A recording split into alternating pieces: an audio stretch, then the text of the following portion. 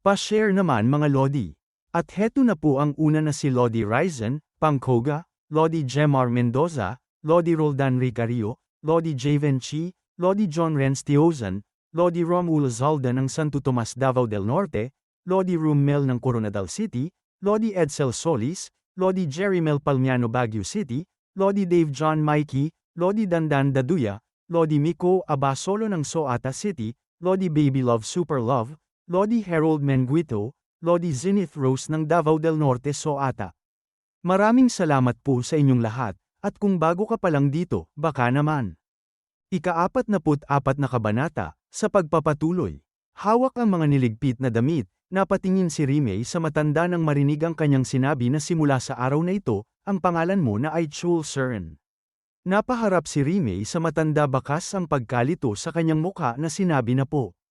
Chul Suren, muling nagsalita ang matanda, bahagyang tumango habang kalmado ang kanyang tinig, oo. Hindi ka naman pwedeng mabuhay nang walang pangalan habang buhay. Dagdag pa nito sa kanya habang napababa ng tingin na ang apelyidong Chul ay galing sa sarili kong pangalan. Si Chul Ukyong. Ang ibig sabihin nito ay isang magandang babaeng lumilipad sa langit. Gusto mo ba? Napasabi si Rimei ng mahina, tila sinusubok ang tunog ng bagong pangalan sa kanyang sarili, Chul Suren. At sinabi pa sa kanya ng matanda na at ang mga alaala mo. Kung pupunta tayo sa Divine Sect, baka makahanap tayo ng paraan para maibalik ito. Natahimik lang na nakatingin sa kanya si Rimei. At muling bumalik ang eksena sa kanilang paglalakbay, ang karawahe ay unti-unting pumapasok sa daan na napapaligiran ng kakahuyan. Mula sa likod ni Chul Ukyong, tahimik lamang si Rimei, nakaupo sa karawahe, hawak ang kanyang sarili habang pinagmamasdan ang daang tinatahak nila. Walang imik ang kanyang mga labi, ngunit ang kanyang mga mata ay tila malalim ang iniisip. At napasabi sa sarili na ang Divine Sect. Dagdag pa niya sa isip habang napaliit ng mata na parang pamilyar ang pangalang yan sa isip ko. Isang grupo na tumanggi sa batas ng imperyo, naninirahan sa labas ng Central Plains dala ang sarili nilang mga paniniwala. Pero, dahil kinatatakutan ng kanilang marahas na paraan, binansagan silang Demon Sect.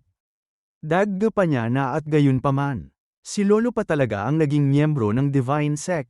At ilang sandali pa, habang patuloy ang pagtakbo ng karawahe sa loob ng kakahuyan, nagsalita si Chul Ukyong nang hindi lumilingon, malapit na tayo, Suren.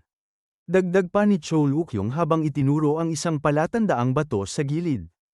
Nang daan na kapag nakalagpas na tayo sa Shinjo-dong, papasok na tayo sa teritoryo ng Divine Sect.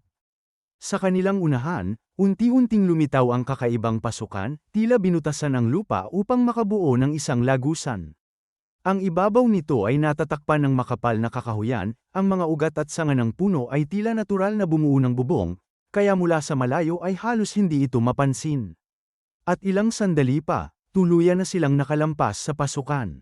Lumingon si Chul Ukyong kay Chul Suren. Kalmado ngunit may saya sa kanyang tingin habang ipinapakita ang malawak na tanawin sa kanilang paligid. Ito ang 10,000 dakilang bundok ng Divine Sect. Nang makita yun ni Suren, bahagyang nanlaki ang kanyang mga mata habang pinagmamasdan ang napakalawak na hanay ng mga bundok. Sa kanyang isipan, mahinahong naisip niya, napakaganda. Ito ba ang Demon Sect? At ilang sandali pa, makikita na sila sa isang bayan na dumadaan sa matao, buhay, at tila mas maayos kaysa sa inaasahan ni Suren. Habang dahan-daang dumadaan ang karawahe, may mga tao sa gilid ng kalsada na kumakaway at tumatawag. Halika rito, tingnan niyo muna bago kayo umalis. Sigaw ng isa, masigla ang boses na parang sanay na sa mga dumadaang manlalakbay. Si Chul Ukyong naman ay nanatiling kalmado, tila hindi na bago sa kanya ang ganitong eksena sa bayan ng Divine Sect. Habang si Suren naman ay tahimik lang sa kanyang likuran. Habang nakatingin si Chul Suren sa paligid ng bayan, unti-unting lumuwag ang kanyang ekspresyon.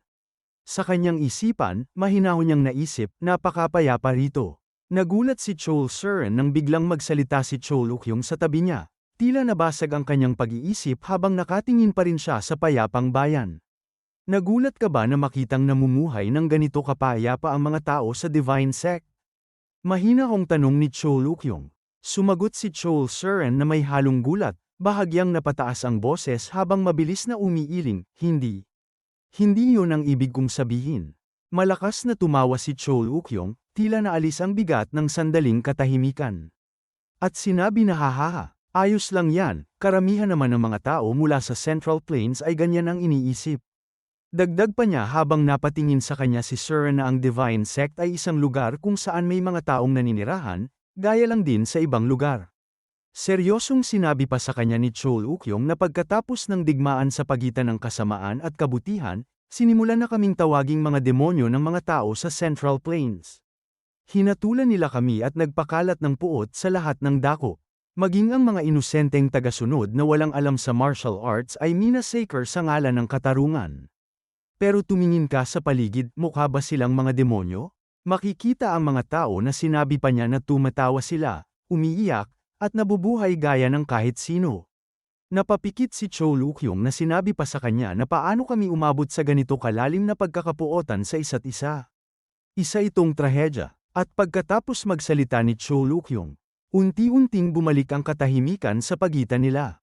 Tahimik na nakatingin si Chol Suren sa kanya, hindi agad sumasagot, habang pinoproseso pa rin ang sinabi at tono ng kanilang pag-uusap. At ilang sandali pa, makikita na silang nakalampas sa bayan. Ang kamay ni Chol Suren ay bahagyang umangat, pinatong niya ito sa kabilang kamay habang dahan-daang ikinukuyom ang kanyang palad. At sinabi niya sa isip habang nakababa ang tingin na iniligtas ni Lolo ang buhay ko. Sapat na yun para maging utang na loob ko sa kanya. Pero sa halip na intindihin siya, hinusgahan ko siya. Siguro ay dismaya siya sa akin. Biglang napatingin sa kanya si Sir nang sabihin sa kanya ni Chol Ukyong na nababagabag ka pa rin ba ng iyong mga maling akala tungkol sa Divine Sect? Nagulat siya na napasabi na patawad po. Naging mangmang ako at walang galang. Iniligtas niyo ang buhay ko, pero sinuklian ko ang kabutihan niyo ng panghuhusga. Sinabi naman sa kanya ni Chol Ukyong na, huwag kang humingi ng paumanhin. Hindi mo naman kasalanan ang lahat. Dagdag pa niya habang may mariin na tingin na tutal, kahit ang mga chismis mula sa Central Plains ay hindi kayang ilarawan ng dilim na nakatago sa loob ng aming sekta. Sinabi pa niya habang napatingin sa kanya si Eren na tandaan mo ito. Ang pupuntahan natin ay hindi isang mabuting lugar. At ilang sandali pa, biglang bumagal ang takbo ng karwahe hanggang sa tuluyang huminto. Mula sa kanilang harapan makikita ang salitang Shinjo Gate na patayo. Napatingala si Sir na sinabi niya sa isip na ito na siguro ang inner gate ng Divine Sect. Dagdag pa niya na napakalaki nito. Ang mismong pasukan pa lang ay nakakatuliro na sa laki at tindi ng presensya. Tumingin siya sa gilid at sinabi pa sa kanyang isip na pero, bakit nanginginig ng ganyan ang bantay sa gate? Makikita ang nanginginig na kamay ng bantay na may hawak na token na ang nakalagay ay Divine Sect. Sinabi sa kanya ni Chol Ukyong na may problema ba? Hindi ba sapat ang pagkakakilanlan ko para sa iyo? Pinagpapawisan nitong sumagot ng pautal-utal na Daoist Ma Isok, leader of the Taejong Hall. Agad itong lumuhad sa lupa habang sinisigaw na pagbati. Deputy Leader. Sa paligid, sandaling bumigat ang katahimikan, habang ang mga naroon ay nagmasid sa biglaang paglitaw at reaksyon ng Daoist, na para bang may mas mataas pang presensya na dumating sa eksena. At ilang sandali pa, unti-unting kumilos ang mga bantay sa paligid. Isa-isa silang lumuhad, sabay na yumuko ang kanilang mga ulo habang sumigaw ng pagbati, Deputy Leader. Biglang nanlaki ang mga mata ni Chol Suren sa kanyang narinig. Nakatingin siya sa likod ni Chol Ukyong na kalmadong nakatayo sa harap na sinabi niya sa isip na si Lolo ay ang Deputy Leader ng Divine Sect. Bahagyang napaatras si Chol Suren, hindi pa rin maalis ang pagkabigla sa kanyang mukha habang pinagmamasdan ang sitwasyon sa harap niya. Nang sabihin pa ni Chol Ukyong sa kanya na pumasok na tayo, Suren, na makikita ang mukha niyang nakangiti sa kanya. Agad na nagkagulo sa loob, may mga nagmamadaling hakbang, sunod-sunod na yabag na tila nagbabanggaan sa loob, habang ang tensyon ay unti-unting kumakalat sa buong lugar. Makikita ang pasilyo kung saan makikita si No Hagwan na mapapakinggan ang boses ng mga elder na nagmamadali na totoo ba. Ang Deputy Leader ay nagbalik na. Sumagot ang isa na oo. Ang dakilang Demon Emperor ay nagbalik na. Isang paa ang biglang napatigil sa paglalakad ng mapakinggan niyo. Napabilang ng tingin si No Hagwan sa mga elder at napasabi na ang Deputy Leader. Habang yakap nito si Chol Ukyong sinasabi na maligayang pagdating. Ang tagal na rin ng panahon. Sumagot naman si Chol Ukyong na kaibigan. Hindi ganyan dapat umasta ang isang pinuno ng sekta. Pinapanood ka ng buong sekta. Sumagot naman ito sa kanya na ano naman. Dagdag pa niya habang nakatingin ang mga tao sa kanila na 30 taon na ang nakalipas. Hayaan mong yakapin ko ang kaibigan ko. At pagkatapos, tinanggal ni Cho Lukyong ang kanyang salukat na sinasabi na ahem. Naging maayos ba ang lagay niyo, sect leader? Sumagot ito sa kanya na ano pa nga ba? Siyempre, walang sawang pagharap sa nakakapagod na posisyong ito. Ito pala ay ang pinuno ng Divine Sect, Chen Shan Shenpai Yu Qianhan. Masayang sinabi pa nito sa kanya na pero sabihin mo sa akin, sino itong napakagandang binibini? Kahit may belo siya, hindi may tatago ang kanyang kagandahan. Nabahagyang napasulyap naman sa likod si Cho Lukyong. At napangiti na sinabi niya na ipakilala mo ang iyong sarili, Surin. Tinanggal ni Cho Surin ang kanyang salukat na may belo, dahan-daang inilantad ang kanyang mukha sa liwanag sa loob ng bulwagan. Sandaling natigilan ng Divine Sect Leader, bakas ang bahagyang pagkabigla at pagkagulat sa kanyang ekspresyon, na tila hindi inaasahan ang kanyang nakita. Sa gitna ng katahimikan, mahina akong nagsalita si Surin at sinabi na ako po si Cho Surin. Ang mga tao sa loob ng training ground ay agad na natigilan habang nakatingin sa kanya. Sandaling nag-iba ang atmosfera sa bulwagan, ang mga naroon ay bahagyang namula ang mukha, hindi napigilan ang sarili at mahinang nasabi nito na napakaganda niya. Dagdag pa ni Kalbo na ngayon lang ako nakakita ng ganito kaganda. Sinabi pa ng nasa unahan nito na lintik na, ramdam ko na agad ang masasamang tingin ng asawa ko mula sa bahay. Mula naman sa di kalayuan makikita si No Hagwan na nakatingin sa kanya ng tahimik. At may gulat sa mukha nito na sinabi sa isip na bakit siya nandito. At unti-unting lumipat ang eksena sa isang kakaibang kakahuyan, ang mga dahon ay kulay dilaw, tila hudyat ng pagbabago ng panahon, habang sa malayo ay matatanaw ang isang matarik na bundok na nakatindig. Mula sa payak na bahay makikita ang ating bida sa gilid nakaupo sa malaking bato. Ang kanyang kamay na may benda ay dahan-dahan niyang binubuka at isinasara, tila sinusubukan pa rin ang lakas at pakiramdam nito. Tahimik na nakatungo ang ating bida. Ang kanyang mga mata ay nakapako sa lupa habang nakatikom ng mahigpit ang kamao. Hinawakan niya ang kanyang braso na sinabi niya sa isip na tila maayos naman ang aking paggaling. Napatingin ang ating bida sa gilid kung saan nakalapag ang isang aklat. Naalala niya noong unang binigay sa kanya ito na sinasabi na aabuti ng halos 1 buwan bago tuluyang gumaling ang iyong katawan.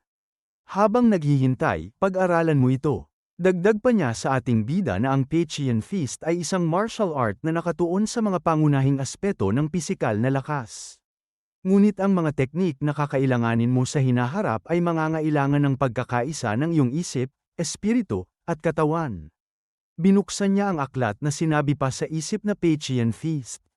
Dagdag niya habang makikita ang galaw sa libro na maaari bang tunay na makabisado ang isang martial art sa teorya lang, hindi na ako makapaghintay na gumaling ang katawan ko. Habang tumatayo sa pagkakaupo, sinabi pa niya na, kahit mas maaga lang ng 1 araw, kailangan kong maging mas malakas. Sabay noon, maingat niyang inangat ang kanyang mga braso, at nagsimulang gumawa ng postura. Biglang napatigil siya nang may nagsalita na anong ginagawa mo. Agad naman siyang napatingin sa paparating sa kanya. At sinabi ng babae sa kanya na sinabi ko na sa iyo na huwag ka munang kikilos hanggat hindi ka pa lubusang gumagaling. At dito na po nagtatapos ang ika-44 na kabanata.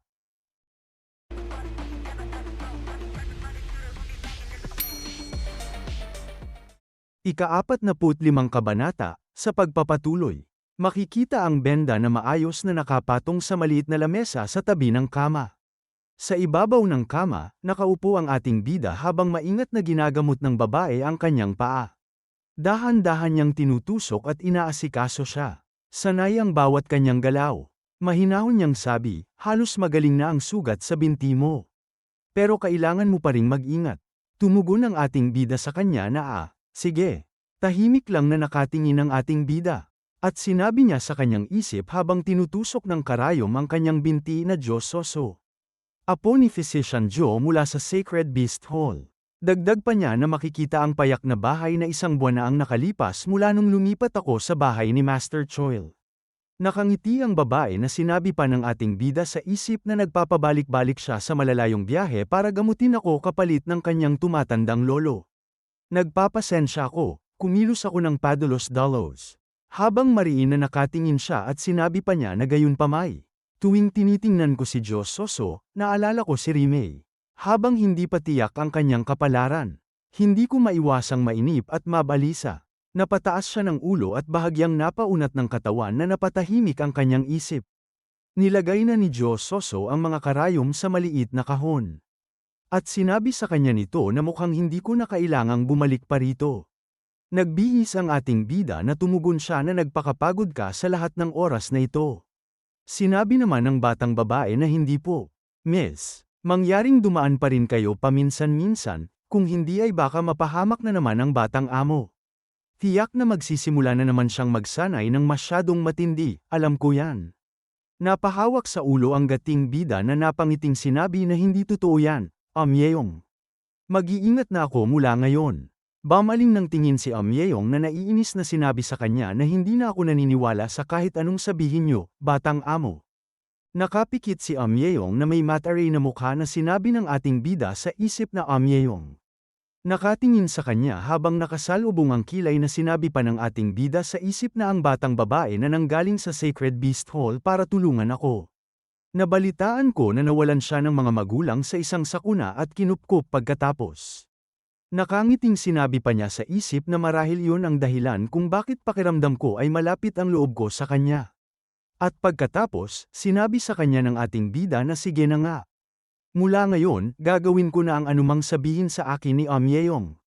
Masayang napasabi naman ito na talaga?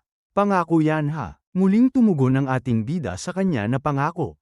Natigilan siya nang may magsalita na tumatawa at nagbibiro ng ganyan, mukhang lubusan ka nang gumaling. Bumukas ang pintuan na agad silang napatingin dito habang napasabi naman ang ating bida na master. Sinabi ng kanyang master sa kanya na lumabas ka na. Oras na para sa isang spar. Agad na napasabi naman si Diyos Soso na lolo. Dagdag pa niya na matigas pa rin ang galaw niya. Bakit siya mismo ang pumunta? At ilang sandali pa makikita sila sa isang malawak na bakuran na magkaharap. Habang pinapanood sila ng tatlo sa gilid, sinabi ng kanyang master na gaano na kalayo ang narating mo sa Pechian Feast. Sumagot ang ating bida sa kanya na kabisado ko na ang lahat ng mga formula. Sumuntok sa hangin ng kanyang master na sinabi sa kanya na hindi ako taong masalita. Dagdag pa nito na kaya naman, matuto ka gamit ang iyong katawan. Unawain mo sa pamamagitan ng sakit. Ganyan gagana ang martial art na matututunan mo.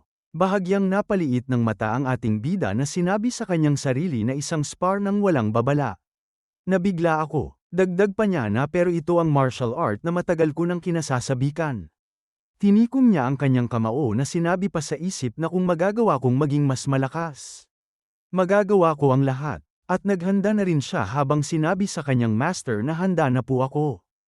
Habang magsisimula na sila, tahimik naman na pinapanood sila ni Diyos Soso.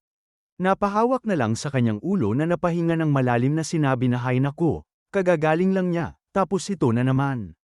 Tumingin sa kanyang lolo at sinabi na lahat ba ng martial artist ay ganito kapusok? Sinagot siya ng kanyang lolo habang nakatingin si Diyos Soso na madalas sabihin ng mga tao na ang mga martial artist ay parang mga gamugamong lumilipad patungo sa apoy. Dagdag pa ng kanyang lolo sa kanya na iligtas mo sila mula sa kamatayan. At tatalon lang silang muli rito. Iyan lang talaga ang kalikasan ng mga martial artist. Napabulong naman sa kanyang sarili si Diyos Soso na kalikasan ng mga martial artist. Tumingin sa kanila habang sinabi pa sa isip na pero gayon paman, hindi ko maintindihan ang intensyon ni Master Choi sa pagkakataong ito. Dagdag pa ng lolo ni Diyos Soso sa kanyang isip na ang Pechian Feast ay hindi isang bagay na makabisado mo sa loob lang ng ilang linggo. Na makikita ang ating bida na handa na sa kanilang sparring. Mabilis na sumugod ang master niya sa kanya habang sinasabi na kung gayon. Ipakikita ko sa iyo ang tunay na Pechian Feast. At isang flashback ang makikita na isang kahon ang inilapag sa lamesa habang sinasabi na tanggapin mo ito. Kinuha ito ni Master Choi at sinabi na ano ito. Sinabi sa kanya ni Physician Joe habang hawak ang maliit na kahon na isa itong Jaemaong pill.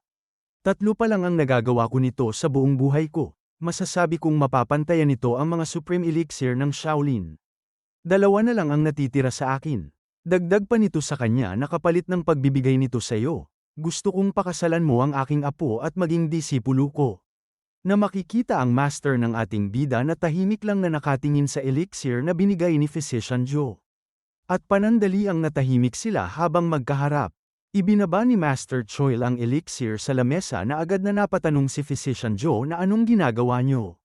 Sinabi naman sa kanya ni Master Choi na, anong ibig mong sabihin sa ano? Hindi ko makokontrol ang nararamdaman ng isang lalaki at babae para sa isa't isa. Kahit disipulo ko pa siya, ang nararamdaman ng babae ang mas mahalaga, hindi ba? Habang papatayo na ang master ng ating bida na sinasabi niya na kung ganun. Bigla naman siyang pinigilan ni Physician Joe. At sinabi sa kanya na kung ganoon. Maaari niyo man lang bang payagan na magpatuloy silang magkita?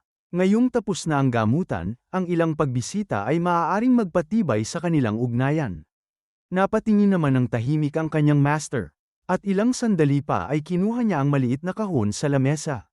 Itinago niya ito sa kanyang damit at sinabi ng may bahagyang ngiti na sa palagay ko ay maaari ko namang payagan yan. Balik kay Physician Joe na nakasalubong ang kilay na sinabi sa kanyang isip na kaya ang ibig sabihin ng magpatuloy na magkita ay hindi niya ito naituloy, na ang ibig niyang sabihin ay masasaktan ang ating bida sa kanyang master upang patuloy na magamot siya ni Joe Soso. Na makikita naman ang ating bida na malakas na sumigaw habang gagawa ng malakas na suntok. Nagtataka naman ang ating bida nang marinig niya ang kanyang master na masyadong mabagal. At ilang sandali pa makikita na tinamaan siya ng malakas na suntok sa katawan ng kanyang master. Sa isang iglap, tumalsik siya palayo, at makikita ang mga nagtalsikang mga usok ng lupa sa paligid. Sa gilid, nanlaki ang mata ni Physician Joe habang pinagmamasdan ang nangyari. Nag-aalalang napasabi siya sa isip na ito ba ang ibig niyang sabihin sa gagawin siyang pasyente muli. Agad na nagulat si Joe Soso, napanganga na lang siya habang sinusundan ng tingin ang pagbagsak ng ating bida. Sa gilid, napatingin si Amyeong na may halong pag-aalala, ang kanyang mga kamay ay bahagyang napahigpit. Hindi niya napigil ang sabihin kay Joe Soso na hindi ba siya mamamatay sa lagay na ito? Nanginginig ang boses ni Joe Soso na sinabi na ano sa tingin mo ang ginagawa mo sa tinahimong sugat. Napahawak sa ulo si Joe Soso, halatang nabigla at hindi makapaniwala sa tindi ng spar na kanyang nasasaksihan. Para siyang sandaling nanghina, tila babagsak sa sobrang tensyon. Agad siyang hinawakan ni Amyeong, mabilis na umalalay habang mahinang tinawag siya, binibini. Makikita ang ating bida na tumama sa makapal na kahoy matapos siyang tamaan ng lakas ng kanyang master. Sa lakas ng impact, naputol ang bahagi ng kahoy sa likod niya. Pagkalipas ng ilang sandali, habang pilit na inaayos ng ating bida ang paghinga niya matapos ang matinding tama, biglang bumigat ang kanyang dibdib. Napayuko siya, at kasunod noon ay samuka siya ng dugo. Sinabi ng kanyang master, kalmado ngunit may bigat ang tinig, susuko ka na ba? Tahimik na itinaas ng ating bida ang kanyang tingin, matalim, kahit pahalatang pagod at sugatan. Habang nasa harapan niya ang kanyang master, sa kanyang isipan, mabigat ang pagdududa, dapat ay ensayo lang ito. Ngunit sa kabila ng lahat, unti-unti siyang ngumiti, hindi dahil sa saya, kundi dahil sa pag-unawa sa antas ng pagsubok na kanyang kinakaharap. Mahinahon niyang sabi sa isip na para na rin itong naging labanan sa gitna ng gyera. Habang nakatingin ang kanyang master sa kanya, sinabi niya na sa totoo lang, hindi ko maintindihan. Dahan-dahan siyang tumatayo habang nakalagay ang kamay sa tuhod. At sinabi niya habang nakahawak sa putol na puno na ang langit at tao ay iisa. Ang dalawang aspeto ay nagbabalik sa pagkakaisa. Lahat ng iyan ay bahagi ng mga formula ng Peiqian Feast. Nagpunas ng bibig gamit ang likod na kamao na sinabi pa niya na ngunit isang bagay ang napagtanto ko. Muli siyang pumorma at sinabi na kung hindi ako handang itaya ang aking buhay, hindi ako makakaligtas. Napasabi naman sa kanyang isip ang kanyang master na ang batang ito. Naramdaman ko na ito noon pa man, kahit hindi malinaw. Sinabi pa niya sa isip habang sumusugod ang ating bida sa kanya na sanay na siya sa estilong John Gom. Malakas na susuntok ang ating bida sa kanyang master habang nakatayo lang ito, hinihintay ang pagtama ng suntok sa mukha niya. Bigla naman na napangiti siya habang napasabi sa isip na ito ay masaya. At isang malaking pagsabog ang makikita habang nanunood silang tatlo sa kanila. At dito na po nagtatapos ang ika-45 kabanata.